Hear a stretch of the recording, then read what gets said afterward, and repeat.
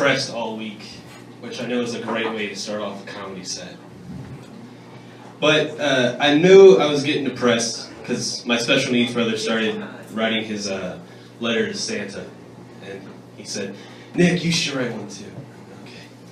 And then we read each other and he asked me what Prozac was. On the list I said a lifetime supply of Prozac or enough weed to make the 70s and 80s look sober.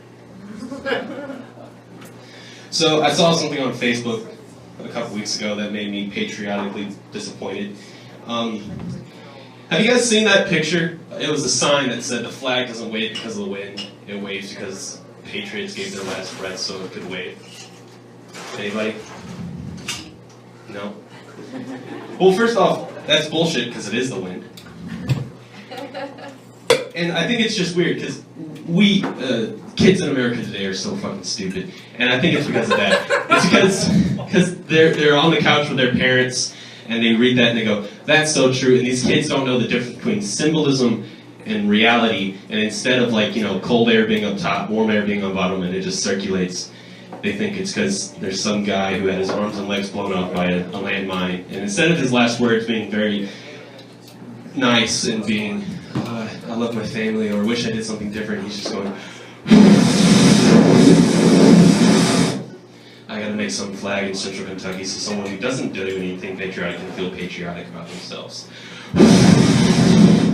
I don't know about you, if I was in the military and my legs and arms got blown off, my last breath wouldn't be to that. My last breath should be laced with so much pot smoke that I look like Thunder over Louisville, and I should be getting a blowjob from some American prostitute. And if I can't get that, then my last breath will be ordering pot and prostitutes from a guy over the phone.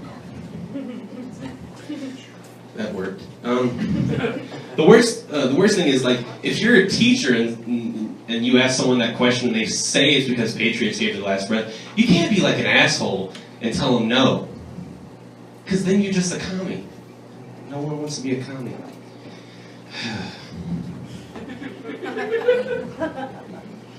My dad's not an alcoholic because he hasn't accepted alcoholism into his life yet. How do you know? When they tell you to say 10 Hail Marys, you go home and drink 10 Bloody Marys and pray to Jack Daniels.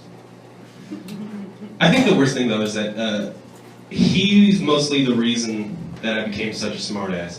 Because when I was a kid, he would come into my room, after Dave on the drunk, and he would say, Nick, have you cleaned your room?" And I'd go, "Yes." And no matter what he said, I would say yes. "Nick, have you proved the Heisenberg uncertainty principle?" And I'd go, "Yes." Because he becomes a physics major when he's drunk. The worst thing is, though, he came home just smashed one day, just out of his mind. My mom had to go pick him up. And back then we used to buy biscuits, and they came in like this big 24-pack.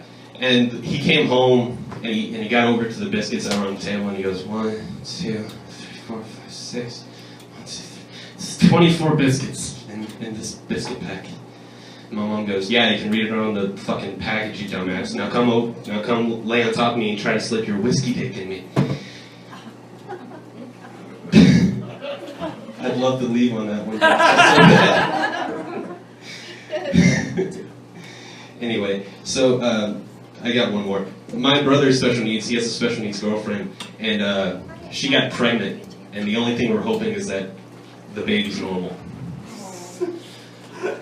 Like when two negatives cancel each other out. Like maybe the baby comes out, he's Einstein. And anyone who said all to that, it's my fucking yeah, you're right. Alright, enjoy the rest of the night.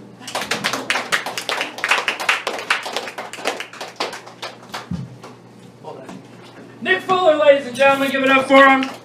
He just came back from a USO tour in Afghanistan entertaining the troops. We appreciate that.